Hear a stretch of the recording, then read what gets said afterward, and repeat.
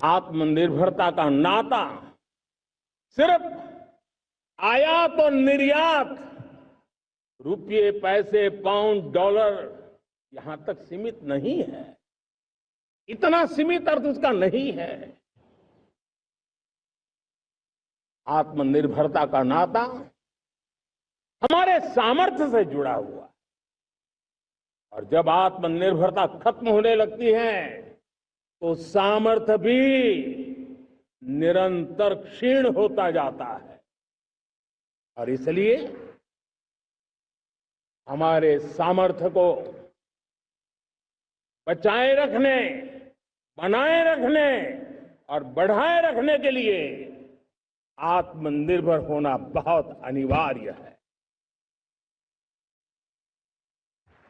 साथियों, हमने ऑपरेशन सिंदूर में देखा है मेड इन इंडिया की कमाल क्या थी।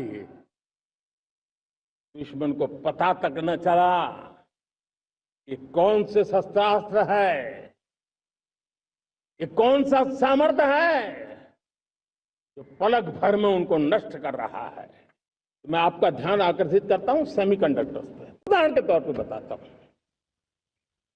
मैं यहां लाल किले से किसी सरकार की आलोचना करने के लिए खड़ा नहीं हुआ और नहीं मैं करना चाहता, लेकिन देश की युवा पीढ़ी को जानकारी होना भी उतना जरूरी है। हमारे देश में 50-60 साल पहले सेमीकंडक्टर को लेकर के फाइलें शुरू हुई। 50-60 साल पहले फैक्ट्री का विचार चालू हुआ। आप मेरे नौजवानों जानकर के हैरान हो जाएंगे, आज सेमीकंडक्टर जो पूरी दुनिया की एक ताकत बन गया है, 50-60 साल पहले वो विचार, वो फाइलें अटक गई, लटक गई, अटक गई। सेमीकंडक्टर के विचार की ही भ्रूण हत्या हो गई। 50-60 साल गवा दी। हमारे बाद कई देश सेमीकंडक्टर में आज महारत हासिल करके दुनिया में अपनी ताकत को प्रस्थापित कर रहे हैं। साथियों, आज हमने उस बोझ से मुक्त होकर के मिशन मोड में सेमीकंडक्टर के काम को आगे बढ़ा है।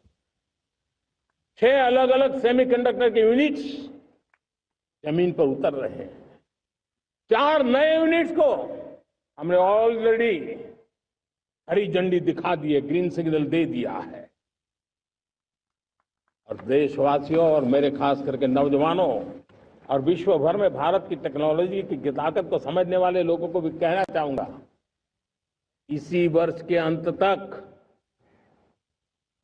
मेड इन इंडिया, भारत की बनी हुई, भारत में बनी हुई, भारत के लोगों द्वारा बनी हुई मेड इन इंडिया चिप्स बाजार में आ जाएगी।